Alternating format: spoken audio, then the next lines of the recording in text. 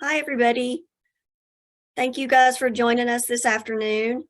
I want to be respectful of your all's time and Sasha's, so we'll go ahead and get started, but I know folks are going to be popping on. We had quite a few more people registered, and I'm sure the end of the day is maybe requiring their attention at their programs, so we'll let them hop on when they do. Welcome to the premiere of Webinar Wednesdays with KECSAC.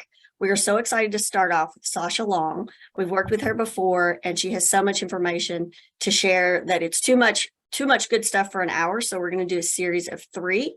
And this is the first one, and I'll put the dates of the November and December trainings in the chat. So we're going to start with Sasha. We've got 2 different computers. Sasha is the founder and president of the Autism Helper, Inc. She is a board-certified behavior analyst and former special education teacher. So you guys have a lot in common. Sasha shares strategies and best practices through her blog, podcast, membership, and online courses. She travels internationally as a speaker and consultant, providing individualized training and feedback to parents, educators, therapists, and administrators in the world of autism. She's a former adjunct professor at the Chicago School of Professional Psychology. She received her undergraduate degree in special education from Miami University and has a master's degree in applied behavior analysis from the Chicago School of Professional Psychology. So I won't take any more of her time. I'll turn it over to Sasha. Welcome. Thank you so much. Yeah, I'm so excited about this webinar series. Thank you for having me. I think this is a great way to have ongoing training throughout the school year in a way that you can actually fit it in. You know, sometimes we can't get subs, right, for a whole day training and all that good stuff. And sometimes, let's be real, sitting in a full day training is too much information. So I think this is great to kind of pace this out. And we have some really great topics coming. So today we are going to talk about reinforcement, bribery versus negotiation. Reinforcement is one of my favorite things to talk about. And I love getting to talk about it in the start of the school year because I think it's going to really help kind of direct your attention in the right way. And there's kind of a lot to cover on reinforcement. And then our series is going to continue next month in November. We're going to talk about the 3 biggest mistakes in behavior plans. This is actually a session I've been reworking a little bit because I have a few places that I'm doing this at, and I'm really excited about it. We're going to go through kind of the 3 biggest missteps and then how to fix them. So lots that we cover there. And then last in December, we're going to wrap up with can't do versus won't do, which we're going to give you a little sneak peek at today because I want to get you really excited about that one as well. Katie just dropped a link in the drive, a link to a Google Drive folder that has the slides for today, as well as some digital downloads. And if you looked at that prior, I don't know if anyone got that prior, I did update the slides and I added some extra little goodies in there. Because if you come to a presentation, you need a goodie bag, right? So a bunch of the tools that I'll show you today, you have in that Google Drive folder. So make sure to download that or save that link. So you have that and you can come back to it because I want you to utilize all of these great tools and not reinvent the wheel. So thank you all so much for coming. I'm Sasha Long. As Katie said, former special education teacher and board certified behavior analyst. I'm the founder and president of the Autism Helper. We originally started the Autism Helper to share resources and strategies with teachers, clinicians, and parents. Now we do so in a lot of ways. We have a blog, a podcast, we have a professional development membership, we have 3 online courses, and then we create curriculum. We have a newer curriculum subscription offering for schools that we're really excited about. So if you ever have any questions on that, feel free to send me a message directly in Zoom. You can do a direct message here or just email me anytime. So a little bit of housekeeping before we get started.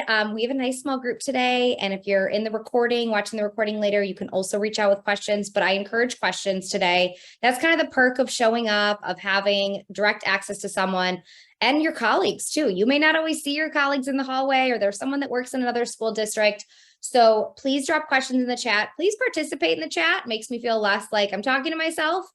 A note on questions, because particularly with all of these sessions that we have coming up in the next few months, they're all behavior focused, which is great. We want to be careful of the way we ask questions, right? We don't want to ask questions that give student identifying information and break confidentiality. But also when you're like, Sasha, I got this kid. I don't know that kid, right? So ask questions in a way that's broader, that doesn't highlight a specific child. If you're not sure of how to phrase the question, just send the question directly to me. When it says to everyone, just click to Sasha Long and I'll rephrase it for you. But please, I'm not going to do a formal Q&A time. Drop your questions in as they come, or like, hey, what if this were to happen? All right, that was all my housekeeping because we already shared the link in the web series. So let's go ahead and jump in. My chat up here. All right, so today we're talking reinforcement, bribery, or negotiation. And I truly feel like these are the tools that really not only can make or break your behavior plans, but really the success of your behavior change programs. And when we're looking at decreasing negative behaviors, this is the piece that we really need.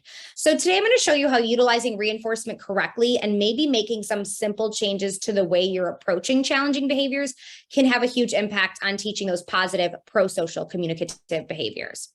Now, I want you to go through today's webinar and really any training or kind of content that you listen to with two lenses.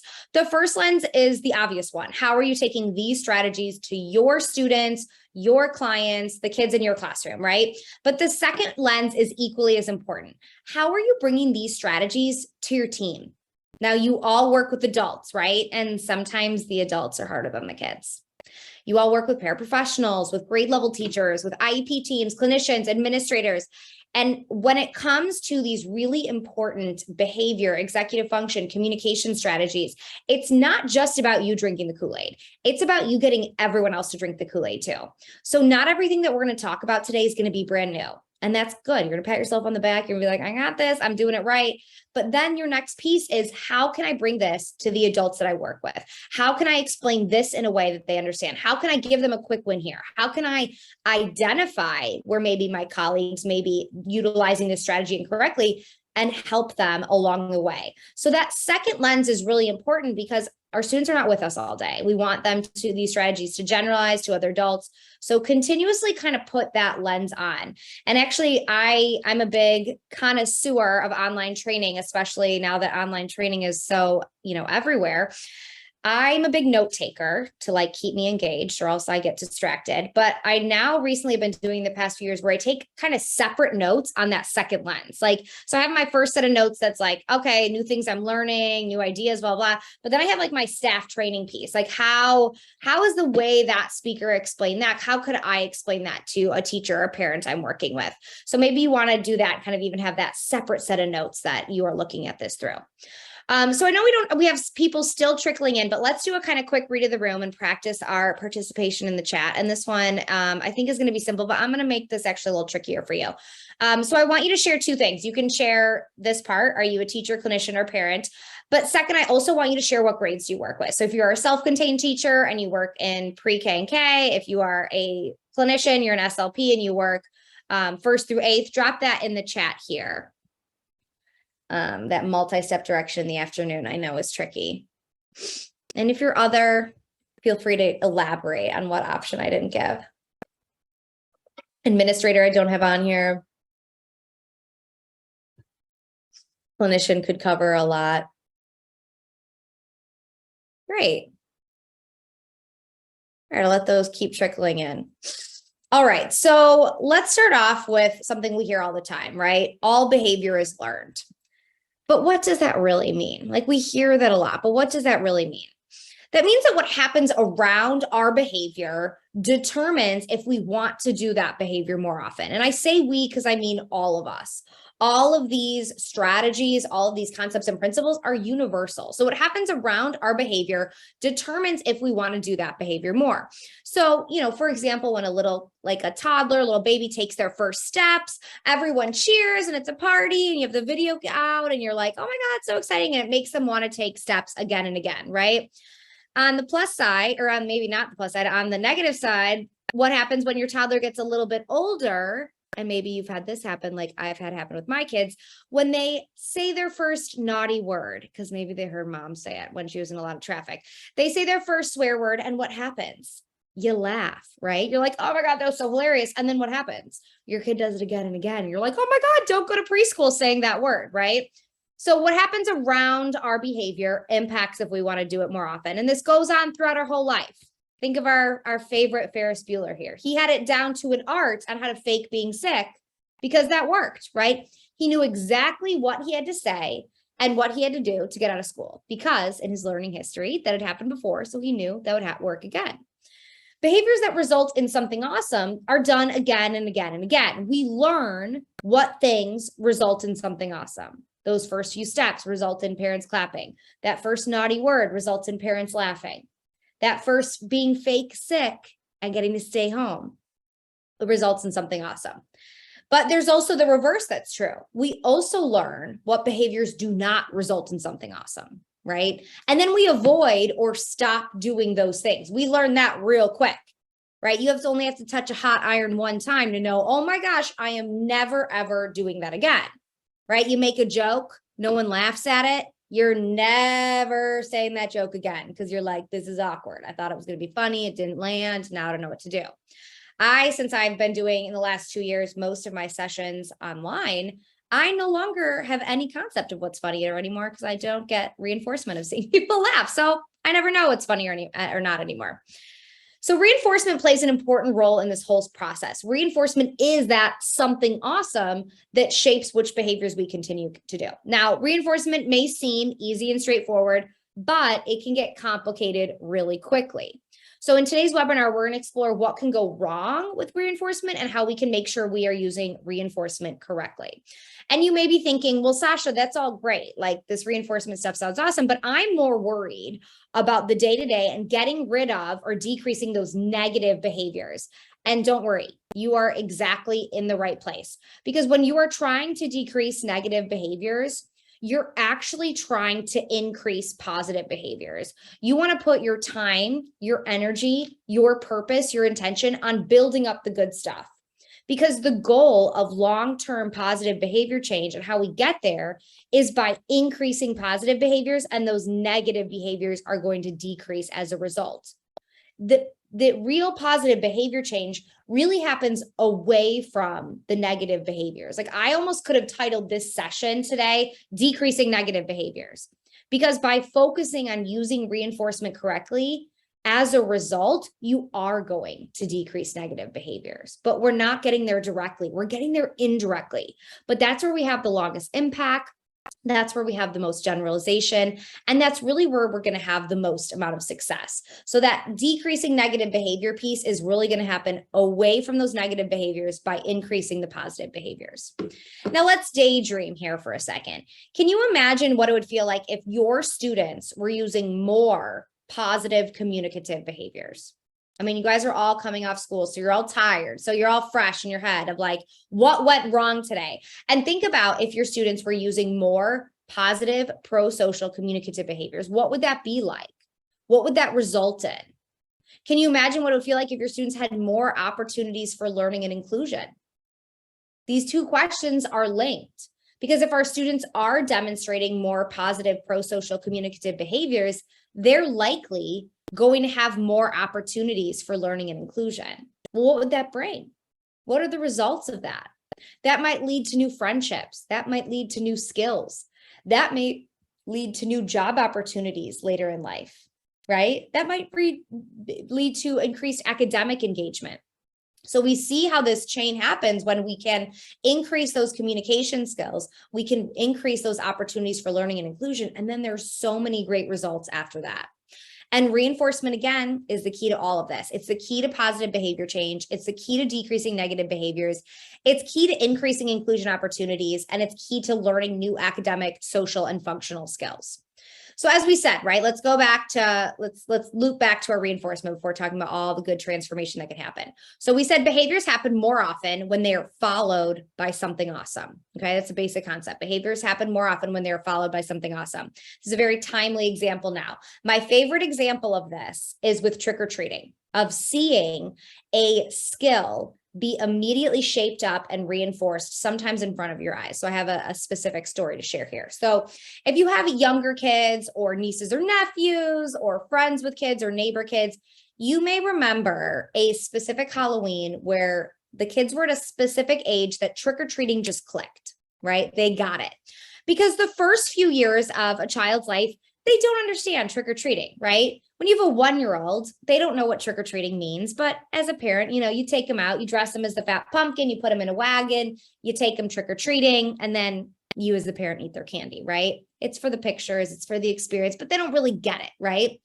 So this was a while ago, maybe 10 years ago. I went to my friend's house. She had twins who were probably, I would say, 3. And I got there, and when we were going to go trick-or-treating, when I got to her house, they did not want to go trick-or-treating. They didn't. They were not into it. They were not interested. They didn't get it. And you know what? I totally respect this because trick-or-treating is super weird.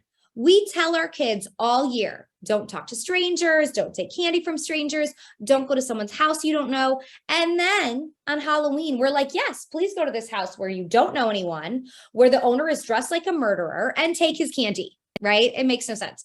So the kids did not want to go. They kept being like, why can't we eat mom's candy that she bought? And we're like, that's for other kids. And they were like, what?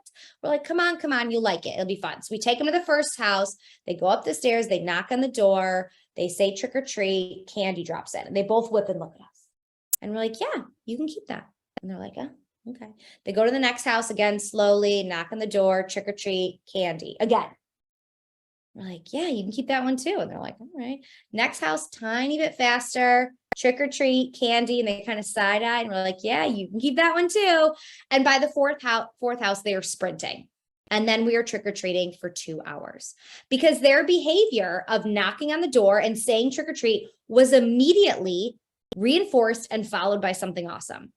Candy, right? So it made them want to do it again and again and again and again. So that was at first a reluctant behavior, right? We had to provide a lot of prompting. But by the fourth house, they needed no prompting. They were completely independent because that behavior had been reinforced and followed by something awesome. So reinforcement is that something awesome that comes after a behavior. The technical definition, which I think is important because we're going to get into the nitty-gritty today. Reinforcement is something that comes after a behavior that will increase the chance of that behavior happening again. Reinforcement is all about increasing the probability that that behavior happens more often. So when they got candy at house number 1, it was over, right? They got the candy. We can't change it that happened. Them getting the candy made them more likely to go to house number 2 and say trick or treat, and house number 3 and say trick or treat, and house number 10 and say trick or treat. It increased the chances of that happening. So when Johnny walks into your classroom in the morning and completely by himself, he goes to his cubby, puts his backpack away, puts his lunch away, puts his homework today, sits down at his desk and starts his bell ringer with no reminders, with no distractions, with no talking to peers. He just does it and he's working. He's angelic. It's perfect. It's beautiful. That whole stream of behaviors is done, right? It happened.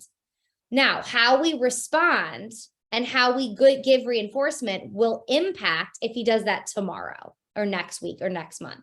So reinforcement is really all about building up the good that's there in the future. It's about making life better for you and for that child in the future.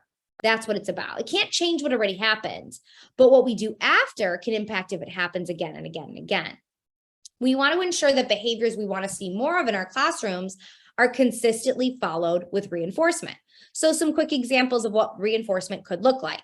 Let's say Allison does her math work. She does all of it really well, focuses really hard, takes her time, and she gets a good grade. She gets a 100% and she gets praise from the teacher. Now for Allison, good grades are a reinforcer and praise, positive attention, is a reinforcer. So she is more likely to try hard, take her time on her next math activity. Let's say Alex has to sneeze and he sneezes into his arm and his mom says, hey, Alex, good job covering your sneeze. He also avoids not being scolded, and praise for Alex is a reinforcer. He's more likely to do that in the future. Frank here is a member of the construction team in town that is working on the main road, and it's his job to stop oncoming traffic when the rest of his team is in the middle of the street working. When he does that, the oncoming traffic stops and listens to him. And all the other workers on his team can do their job and they're happy. That whole scenario, the rest of his team being happy, people listening to him, all of those function as reinforcers. So when Frank is assigned to that in the future, he is more likely to do his job and not get distracted, walk away, say no. He's going to be more likely to do that job in the future. Now, remember, both positive and negative behaviors can be reinforced, just like we talked about in the start of this session. Both can be learned because both can be reinforced. So if 2 students are fighting in the middle of class and the teacher's like, that's it, get out, you're done, go in the hallway. They're both like, sweet, yes. Because you want to know what I'm not doing in the hallway? The work I didn't want to do anyways, right? So next time they don't want to do work, let's fight, we'll get kicked out. We don't have to do that work. Who has kids who cheat on games, on board games, whether it's your own kids or your students?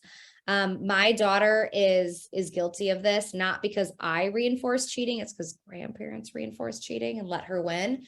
She's the queen of on Candyland stacking the deck and putting the certain cards that get you farther in the board, like way up high. Because when she does that, her behavior of cheating is reinforced. She's more likely to win. So she's more likely to do that in the future.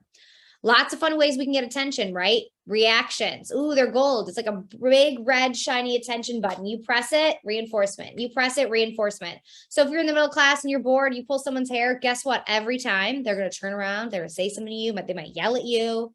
It's a whole game, right? So next time you want attention, you know exactly what to do. Now at this point, we're like, okay, Sasha, we get it. Do we really need an hour to talk reinforcement? Reinforcement seems simple, right? Add something awesome to all positive behaviors and move on. But it gets complicated really quickly because what is the something awesome? Reinforcement is individual to each person. What I view as a reinforcer is very different than maybe what you view as a reinforcer. Your students in your class all have a wide range of different reinforcers that work for them. When do we give the something awesome? This is a big piece. How often do we give the something awesome? What is the schedule? Is it every time? Is it once a day? Is it every other day? What if they're engaging in a negative behavior? What do we do then? What if we don't see very many positive behaviors to follow up with that something awesome? What do we do then? So it all gets tricky real quick. So before we get into the difference between bribery and reinforcement, I want to tell you a little story. And this story is called, I Don't Negotiate, Except That I Do. So as a teacher or a clinician or a therapist, it is a lot easier to give advice than it is to follow advice. Sometimes from the other side of the fence, we don't see everything that's going on and how hard implementing those strategies can be. And I don't know if anyone here has had that experience, but becoming a parent when I was already a teacher and a BCBA was very, very humbling because there are two very different things. Knowing what to do and then actually doing it, right? So back in the day, maybe was this now 8 years ago when my first child was a tiny little baby and I had these big plans, right? She was little, she was cute. I could just dress her up in little outfits and there was no talking back. It was all great. And I was looking to be like, oh, you know, this poor kid, she's got a BCBA as a parent. She's going to listen. She's going to be perfect because I don't negotiate. I'm not going to negotiate with her. She's going to do what I say. She will eat the meals I make. I mean, isn't it hilarious? Are we laughing at me now? We're laughing at me, right? So fast forward a few years when she's now an adorable tantruming toddler. And sometimes, you know, you take a picture of your kids when they tantrum.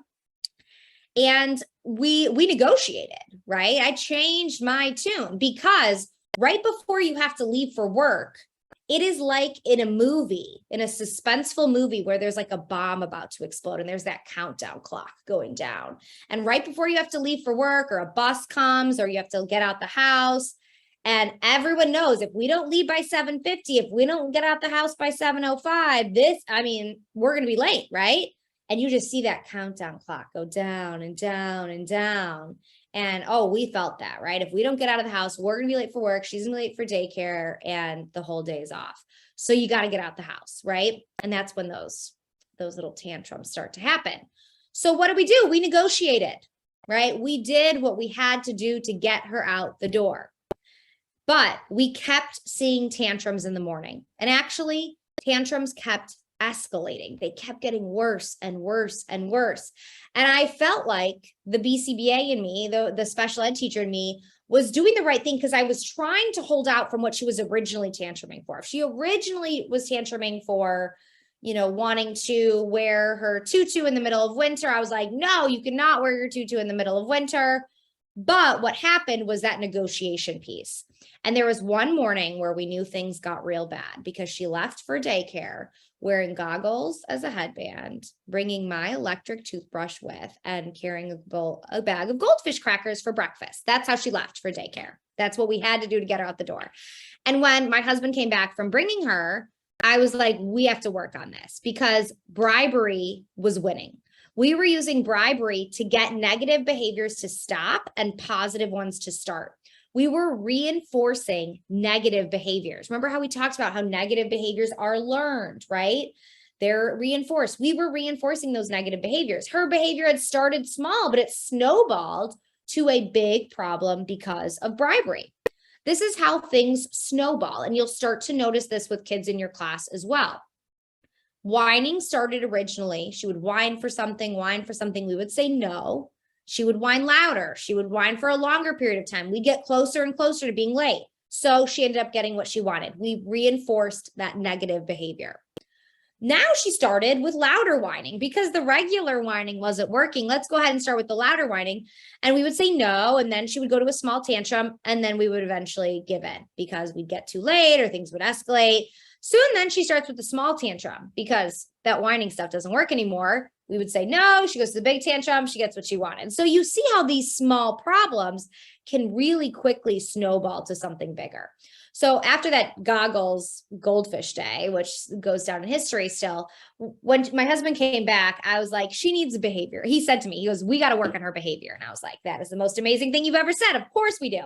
And because I'm a teacher at BCBA, I was like, cool, I want you to read a chapter in a book. And I did. True story. I made him read a chapter in this book. This is an old school book. Don't let the cover turn you off.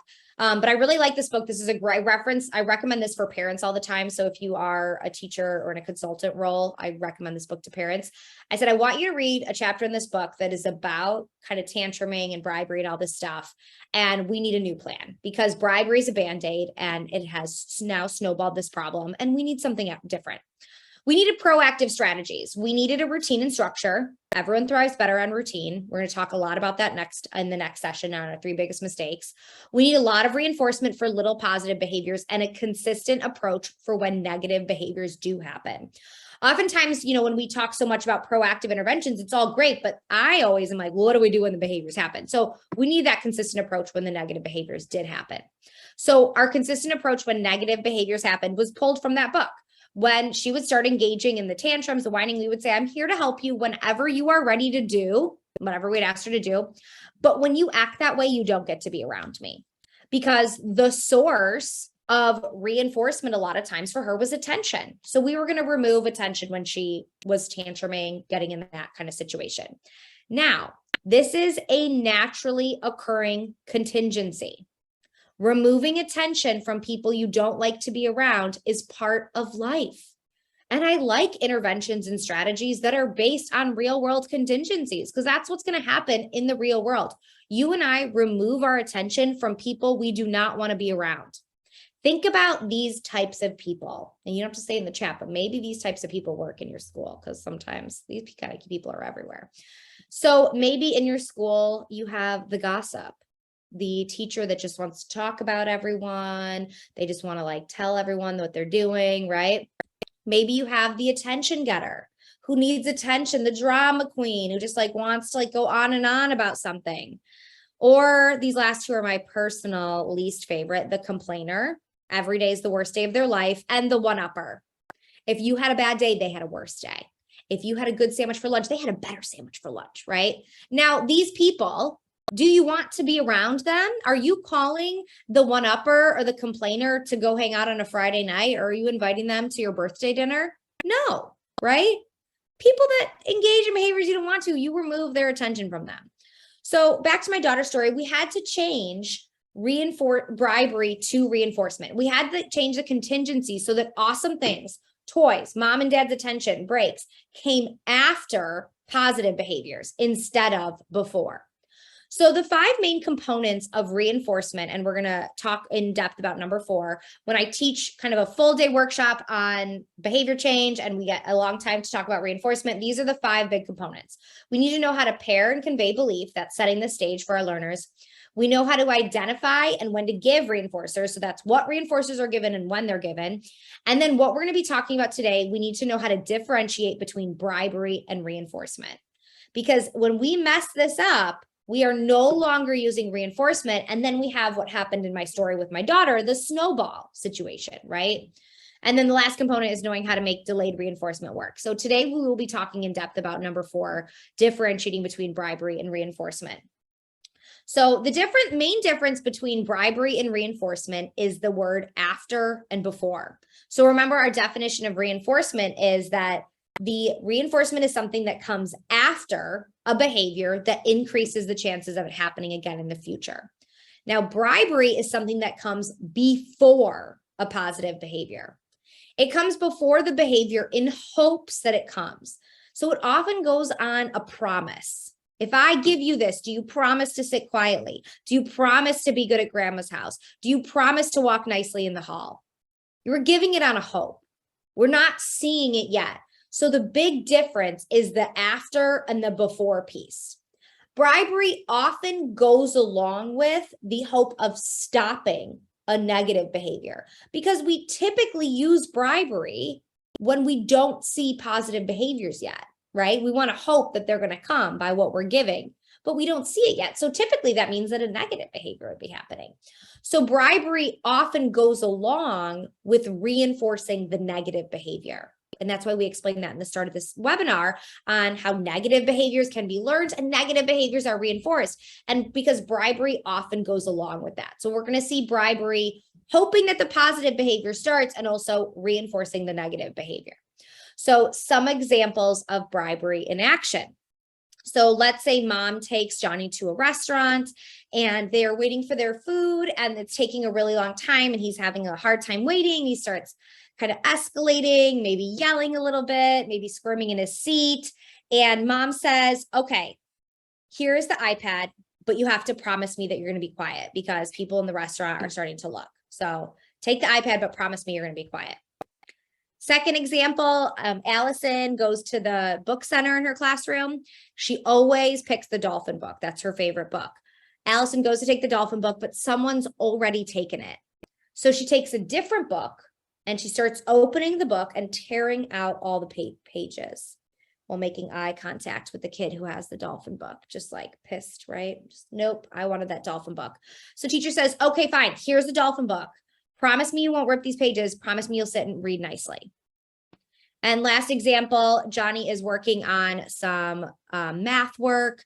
He gets super frustrated. He breaks his pencil. He's swearing. He's crumbling up his paper. Teacher runs over. It's Jeremy. Says, okay, Jeremy, I'm coming. Let's find different work to do, but you've got to stop crunching up the papers. You got to start breaking the pencils. Let's sit nicely and work, but I'm going to find you new work to do. So the problem is that bribery works and then it doesn't, because in the moment, bribery may work. Because what happened with all of these kids? He started sitting quietly in the restaurant. She started reading the book nicely, and he started sitting quietly and working. But what have all of these kids learned? They have all learned that negative behaviors result in something awesome. When he was whining in the restaurant, he got iPad. When she ripped the book, she got her dolphin book. When he crunched up the paper and swore, he got attention from the teacher. The order of operations here was negative behavior, something awesome. And that's what's going to happen in the future. What are they likely to do in the future to get what they want? The negative behaviors, right? So who else's behavior is reinforced in all of these bribery scenarios? The teacher or the parent, right? Because the bribe works. The negative behavior does stop and the positive behavior does start. It's a Band-Aid though. It's a quick fix. So, but because it worked for us in the moment, we're going to be more likely to use that bribe in the future because we're like, oh, you know what saved me that time? Bribery. I mean, we're not thinking that logically, but you're like, I'm just going to give him this now because last time I know that really worked. So our behavior, the educator, the parent, is going to be reinforced as well. So for my daughter, back to that story from earlier in the webinar, when we gave in, we said, hey, yeah, wear the goggles, eat the goldfish for breakfast. The tantrum stopped and she walked out of the door quietly to go to daycare, which is the behavior we wanted to see. We didn't see her walking out of the door quietly to go to daycare until we gave the preferred items, the goggles, the toothbrush, right? That was the order. Preferred item, something awesome, positive behavior. We got to switch it for it to be reinforcement. It has to be walking quietly to the door, then you get something awesome. So this becomes a vicious cycle as we talked about with how behaviors snowball. A negative behavior will happen. Bribery stops the negative behavior in the moment and the positive behavior starts. The child is more likely to use the negative behavior in the future, and the adult is more likely to use bribes in the future. So it becomes this vicious cycle that keeps going and going and going. Now, when we try to stop this, this is where we see the snowballing. The negative behavior happens. The adult does not reinforce the behavior or does not provide a bribe. The child escalates to a worse negative behavior. And then sometimes we got to give in, right? things become more aggressive than we thought. Things escalate beyond what we considered. And so suddenly we're like, oh my gosh, I don't know what to do. So just, yeah, here, go to break time. We're done with this task. And then we're going to see our kids starting with that escalated version of the negative behavior. So it's going to be this kind of snowball situation like we saw earlier. Now, reinforcement works so much better because it's all about being cooperative. It's all about building up the good that's there. A positive behavior happens, the child receives reinforcement, the child wants to do the positive behavior again, so they do. And we kind of live in this kind of great proactive cycle, because that's what reinforcement is all about. It's all about being proactive, preventing problem behaviors before they start. So in our scenarios that we showed with bribery, before Johnny got bored at the restaurant, we could have given him an activity or snack. And then when he's quiet, given the iPad. For Allison with that dolphin book, we could have set a timer for a doable amount of time for her to wait for the dolphin book quietly. If she was sitting quietly, then she could get the dolphin book. And then for Jeremy, we could teach him to ask for help, not scrunch up the paper, not break the pencils, not swear. And when he does ask for help, we go right away to give that help. So in all of these scenarios, the order is now positive behavior, something awesome, versus before it was something awesome, positive behavior. The difference is really subtle, which is why it's a common misstep and why oftentimes bribery is unintentionally being used for reinforcement, and we see these behaviors escalate and escalate and escalate. So it's really all about coercion versus cooperation. With bribes, the payoff gives this kind of begrudging compliance, but with reinforcement, the consequence is going to encourage the individual to perform in similar ways. So we're going to kind of spend the rest of today's webinar, now that everyone knows really thoroughly the difference between bribery and reinforcement. Now we're going to go through the 5 ways to know you are using reinforcement. This is where I really want you to put, again, that staff training lens on. How can you bring these strategies to your teams, to your paraprofessionals, to your grade level teachers, to your specials teachers? I have a really nice handout in the drive for you that would be a really nice tool to explain this with them. And I think we really want to have that piece of everyone being on the same page so people can call each other out. And we'll kind of talk about this at the end of the workshop today, but the best case scenario, especially if you are in a self-contained room or life skills room where you have paraprofessionals, is that everyone's on the same page with this and that you can call each other out. Like, hey, I think you're using bribery there. And that no one takes it personally. It's like, oh, okay, sorry about that. And then you switch what you're doing. So thinking about how we can get everyone on the same page, how we can explain this to everyone in a way that they understand. So our 5 ways to know we are using reinforcement. The preferred item does not come until after you see the positive behavior. You do see more positive behaviors in the future. There is not a requirement of stopping a negative behavior. The only positive behaviors of the child are the positive behaviors of the child are the only thing that benefits the adult. And last, there is minimal negotiation happening. So these are the 5 keys to knowing we are using reinforcement. So number 1, the preferred item does not come until after you see the positive behavior. That afterward is the one that we want to keep coming back to again and again. You need to see the behavior before the preferred item is given, not a promise of the behavior. You need to actually see that behavior happen. So this kind of goes back in ABA, applied behavior analysis world, to the pre-MAC principle. People call this kind of grandma's rule. If you finish your dinner, then you get dessert. If we give our kids dessert first, they're going to just eat dessert, right? If you do that yourself, you're like, I'm going to eat my dessert first, then you're not going to eat your dinner, eat your peas. Let's say that you were to hire a contractor to do some work on your house, someone that you've never met before, you don't know, maybe they were referred by a friend or you found them online.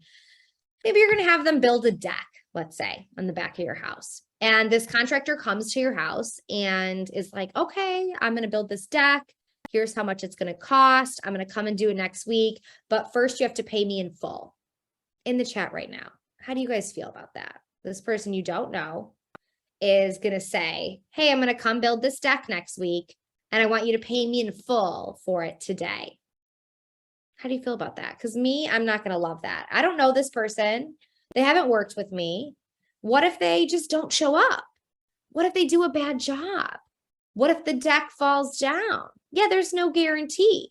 feels like a great way to get scammed. I'm not handing over a stack of cash at the hope that they are going to complete this job like they said they are. Typically, people will have a deposit, right? Or a contract, or you pay when the job is finished. You're very rarely going to find someone who does work in a home where they require the entire bill up front, because most people aren't going to want to do that, right? We want to see that. That's the same thing here with bribery and reinforcement. We want to see that positive behavior, not the promise. So the preferred item has to come after. Now, I get a lot of questions when I talk about this. Well, what about like, I am working for boards and token economies and first sends, and also me just saying, hey guys, after you do a really good job at your lit circles today, we're going to have an extra recess and we're going to go outside after this. Or, hey, first work, then computer time. What about that? Those are tools, whether it's a visual tool or a verbal tool, that's explaining this. We're not giving it to them, we're showing them. So tools are going to illustrate and visualize this for our learners. So that could be a first then board, that could be some type of token economy where you pick from a choice menu. But with all of these types of tools, we're not giving them the preferred item. We're just telling them what they're going to get if they do meet the expectation. So that's the important distinction. You can tell them, that's totally fine, right? If that contractor comes to your house, you're going to tell them, hey, after you build this deck, I'm going to pay you. And there's going to be some type of a contract. That's not, bribery there. That's just explaining the contingency at play. So let's go through a few different ways that we can kind of support our learners, maybe with lower receptive language processing, on illustrating this contingency of showing when the reinforcer is coming and that the reinforcer is going to come. So I already showed a few different examples of different first then boards, or I am working for, different kind of visual tools. These are one of my favorites. I love sharing these because I think these are really easy to make and really helpful. For learners that are struggling with low receptive language, you can take a picture of the preferred item or reinforcer, laminate it if you want, cut it into pieces, and then you give a piece of that little puzzle after every few correct answers or every few minutes of appropriate behavior. And it's very clear for our learners that are struggling with receptive language processing when that reinforcer is coming, right? There's no room for misunderstanding. It's like, okay, I'm almost there. I got one more piece, and then I'm getting that iPad. I had a client for many years who was obsessed with the Wiggles. And I got to tell you, I don't like the Wiggles. Don't love the Wiggles. And these are the old Wiggles. Don't feel bad for them. They're probably millionaires, but the Wiggles, we use this all the time. He would get a little piece of the Wiggles puzzle when he engaged in appropriate behaviors we were working on building. And then at the end, he could watch the Wiggles on TV. This one I wanted to share because I thought this was super brilliant and kind of tying in the same idea. So this is from a member of my professional development membership group, sent this to me, and she teaches preschool, and the ultimate reinforcer for some of her kids is going home, getting on the bus, going home, because at home they've got all their toys, all their stuff. So they set up this. This is also great for time management and for scheduling. So great tool that hits a lot of areas, but for kids that going home as a reinforcer, this helps as well. They set up this tool where they cut up the pieces in the school bus and they added a piece of that school bus at set intervals throughout the day. I think it's every half hour. So students could see that don't yet understand the passage of time, how close they are to the end of the day. Oh, look, most of the school bus is built. We're almost to the end of the day. And then they were super brilliant. And on the back, they wrote what time to put each piece on and then the order it goes in so they can see that school bus being built out. You can embed this into your student schedule, whether it's an individual schedule, a visual schedule, a whole class schedule.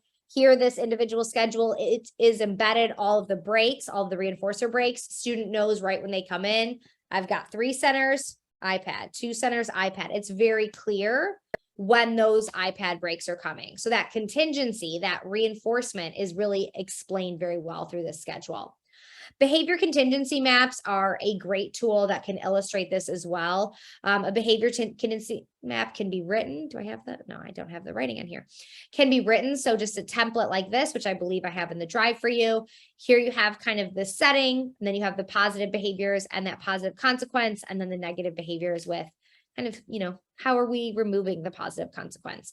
So I love these for, even students that don't have a diagnosis, but maybe have that lower receptive language processing or struggling with executive functions. I love laminating this or putting in a page protector and just writing on it, Because remember, text is a visual. So it's going to be a great way to show, hey, this is what you have to do to get what you want. And it really kind of summarizes everything we've been talking about related to reinforcement. For some of my older learners, and I have these in the drive for you, behavior contracts and check in and check out is another great way to show when reinforcement is coming, because you are going to write out exactly what behaviors will result in reinforcement.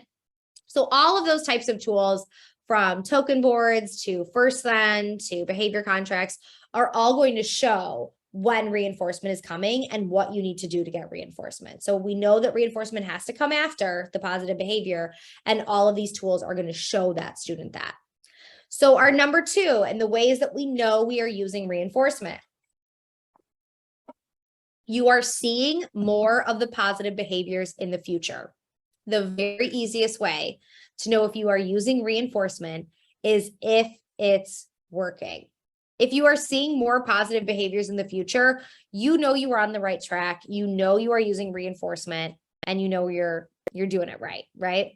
Now, if you're not seeing more positive behaviors, that might be the situation we run into more frequently. We're like, I think I'm using reinforcement, but it's not working. I'm not seeing an increase in positive behaviors. There's a few things that could be going on. First, you could be using bribery instead of reinforcement, and you're actually really reinforcing that negative behavior and getting that snowball effect. 2, you want to make sure that the preferred item is actually a reinforcer. Now, we don't have enough time to touch on this today, and we will be touching on this in future webinars, but a reinforcer, as I said earlier, is individual. iPad, candy, peer attention, grades, stickers, those things are not reinforcers for every child. So you may be giving lots of praise, you may be offering an extra recess, you may be having homework passes, having a slinky, but maybe those things are not reinforcers for that kid and they just really don't care. So that's why you're not seeing that increase in behaviors, because it's not a reinforcer. You also want to make sure that the positive behavior you are asking them to do is something that they know how to do. Because if it's something that's not in their repertoire, it's something they don't know how to do yet, it doesn't matter how much reinforcement you offer, it's not going to happen. And here's where we get a little preview of our December webinar, Can't Do, Won't Do, because this ties right into this. Every decision we all make is shaped by 2 things. It's shaped by our skills or ability to perform the action and our motivation to act or not act. Basically, we need the skills and we need the motivation. The motivation piece is going to come from reinforcement, but we cannot do something if we don't have the skills, because you need both. So here, you really want to get to the root of the issue. Is your student acting out or engaging in negative behaviors because he can't do the work or he won't do the work? Can't do the work means that expectation or demand is just too hard and we need to teach new skills or adjust the demand. And won't do is they're not motivated. They don't have enough reinforcement and we need to adjust the reinforcer. So if you are not seeing behaviors increase, and it might be that you have the right reinforcer, but you just don't have the right skill, the expectation is not a good match for their current skill set. So we're going to go a lot more into can't do versus won't do in December, but there's a lot we can look at here, because sometimes, and especially with our learners struggling with executive functions, the expectations that they are facing every day in the classroom are can't do's. They don't have the work endurance. They don't have the flexibility. They don't have the emotional control yet to meet the expectations of that classroom. It's like asking me to run a 5-minute mile. You can give me as much reinforcement as you want. I don't have the skills to run a 5-minute mile. And for some of their students, when we are asking them to sit in a 45-minute lecture, we are asking them to transition every 15 minutes between centers. We are asking them to minimize distractions in the classroom. They just can't do it yet. And we are throwing reinforcement at the issue, and we might be dead on with what reinforcement we're using, the schedule we're using, all that great stuff, but it doesn't really matter if the skill is something that they cannot do. So we want to really consider that as well. And we'll get more into that in December. All right, number 3. So we are looking at our 5 ways to know we are using reinforcement. Number 1 was the reinforcer comes after. Number 2 is we see those increases. Number 3 is there's not often a requirement of stopping a negative behavior. So when I teach bribery versus reinforcement and I talk about bribery, I typically teach it with this idea of reinforcing the negative behavior. because it typically goes hand in hand. Bribery typically circles around stopping a negative behavior because we're going to come in with the bribe when we're not seeing positive behaviors yet, which means we're probably seeing negative ones. We wouldn't need to use a bribe if we just saw all perfect, beautiful, positive behaviors, right? So typically these things go together. So we want to really catch them before the negative behavior starts. That's ideal because reinforcement is about being proactive. It's about preventing those negative behaviors. So we want to catch them before the negative behavior starts. And the big question is here, well, what if we can't do that, Sasha? What if they are already engaging in the negative behavior? What do we do? And I think this is a great question to ask because that's true, right? We might not always be seeing all of the positive behaviors right away. So in those scenarios, we want to prompt for the positive behavior and then reinforce the positive behavior if we see it. And then in the future, make better plans for proactive strategies. So maybe we just had like a busy morning and we didn't get to provide as much praise or attention. And that's why we saw maybe an uptick in negative behaviors. So I know in the future, I'm going to make sure to really add in more proactive strategies. But when the negative behaviors are happening, we can prompt for the positive behavior and then provide reinforcement because we want still the order to be negative behavior, prompt, positive behavior, reinforcement. Ideally, we want to get rid of the negative behavior in the prompt, but we want that order to always be positive behavior, reinforcement, positive behavior, reinforcement. That's our goal that we want to get to. So even though it might not always be that way, it might be negative behavior, prompt, positive behavior, reinforcement. That's okay. That's just the goal that we are working towards getting at. So number 4, the positive behavior of the child is the only thing that benefits the adult directly. So remember when we went through those bribery examples, we said not only are the child's behaviors reinforced, but the educator or parents' behaviors are reinforced because the bribe worked, right? It stopped those negative behaviors and we saw those positive behaviors start. Reinforcement does not need to directly benefit the adult.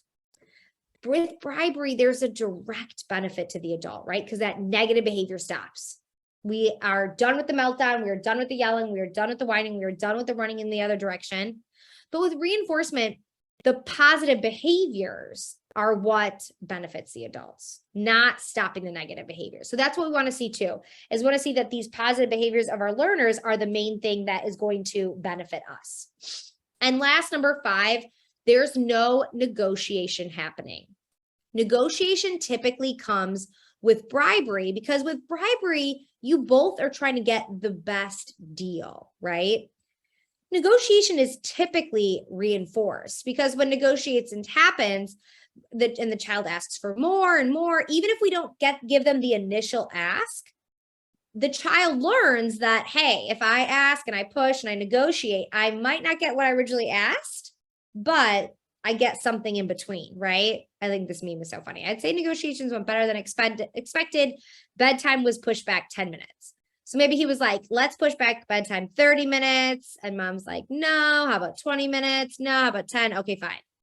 Even though I didn't get 30, he got something more. Now, negotiation, let's talk about this for a second, isn't always bad. It's not necessarily a bad skill. We want our kids to be able to advocate, to be able to be creative and problem solve and stand up for themselves, right? But it can escalate and we really don't want negotiation happening constantly. So negotiation doesn't tend to accompany reinforcement as much because if it's truly reinforcement, you picked a preferred item or activity that is reinforcing. Reinforcement is not going to work if you pick something they don't want or care about. Like, hey, do you want this sticker if you do that? They're like, no way, I don't care. But if it's something that they truly are highly motivated by, they're going to want to engage in the behavior. And we're also going to have to pick behaviors that the individual can do, right? Sometimes we negotiate away from things that we just can't do yet. So coming back to that can't do, won't do, if we're picking something they can do and something that is actually a reinforcer, we're going to see less negotiation. Because if they're going to be more focused on completing that desired behavior and getting it done so they can get to the reinforcer than negotiating the terms. So some action steps as we wrap up this afternoon. And thank you all so much. I know coming after school or fitting this in is very, very tricky and you're tired. So I appreciate you guys taking the hour. It went by so fast. And kind of teacher move here. Last call for questions. If we have any questions, feel free to drop them in the chat as we are wrapping up here. So some action steps for you. Katie dropped the link for the Google Drive folder again. I recommend grabbing that even if you don't need the slides, because I have behavior contracts in there for you. I have some visual token economies. I think I have a reinforcement handout that'll be really helpful for training your teams. And I believe I have one other tool. I can't think of the top of my head. There's at least 4 tools in there. Definitely download those. So action steps. Think about right now and spend just 2 or 3 minutes after we get off this call. Think about if you are ever in your day using bribery instead of reinforcement. Start to let this idea stew in your head for a little bit and maybe make a plan for how you can change it. Now is the practice piece. Practice in your own home if you have kids or spouses or roommates or parents that live with you, identifying when bribery is occurring. I all the time, I call it out. I'm like, I know I'm using a bribe, but I am, because I just gotta I'm used to calling out bribes. Look at it in your classrooms, in your sessions, in your caseloads. And then last is the big action item. Work with your teams. Put that staff training lens back on. What was new today? What was not new, but you're like, oh, I have not talked about this that much with my paras or with my gen ed teacher counterparts or with the clinicians that I work with. Print the action step, which I think here we go. Here's the handout. Download this handout. This is a quick and easy summary of everything we talked about today. Download this and share this with your teams. I'm a very visual learner, so I like having stuff. I like having the handouts. I like having the slides. Instead of just explaining it to someone, use this as the kind of tool for explaining. And it's always a great excuse to be like, oh my God, I went to this training and they told me I had to share this with 3 people. Even if I didn't tell you that, just make it up. Be like, I had to share 3 people. So you're one of the people I'm sharing with. And it doesn't have to be a whole big thing, but it can be hey, here's what I learned. And I thought number 3 was something that I didn't realize. And I'm now seeing that a lot in my own class. And I thought maybe you could use this. Maybe you pop this in a few mailboxes tomorrow, right?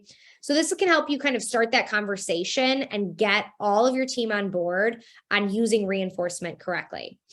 And this is a process. If this was easy to be done, we wouldn't be spending the afternoon talking reinforcement. Stay as consistent as best as you can. Reach out for support from your colleagues, from the other professionals in your building on this. If you're like, what am I doing wrong? Am I doing something differently here? Have them come observe. Know that this is a process and really celebrate those baby steps and those little victories that you have along this process, because it takes time to be proactive and build up the good stuff to decrease the negative, but know that you are on the right track when that is how you are approaching positive behavior change and decreasing negative behaviors. Well, thank you all so much for joining me this Wednesday afternoon. I really appreciate having you, whether you are watching this live or the recorded version. I will be back in November and December for the next 2 sessions. November is the 3 biggest mistakes with behavior plans, and December is can't do versus won't do. If you have any follow-up questions, here's my website. You can also reach us at any social channel and just be like, hey, I was in your session and I have a question. This doesn't make sense, or how would I do with this kid? Please feel free to reach out with those questions, and I'm happy to answer them. And I will see you all in November. Thank you so much, Sasha, for your time this afternoon. I'm glad you said at the end, practice in your own home, because there's an adult I'm considering practicing with, and I will use bribery. I don't mind on that one. So that will help me. Thank you. Thank you all for your time this afternoon. As you see, I've put the link for the evaluation in the chat. Just click on that. It's a short evaluation. Make sure your email is in there correctly, and you'll automatically get sent a certificate. But if you don't get it for whatever reason, just let me know and I'll send that to you. And we definitely hope to see you guys in November and December. We're really excited to, like Sasha said, have ongoing learning. A one-stop shop is great, but sometimes we get back and we get busy and we forget. So we're really glad to have you reinforcing this stuff with us. So thank you all very much, and have a great afternoon. Thanks for having me.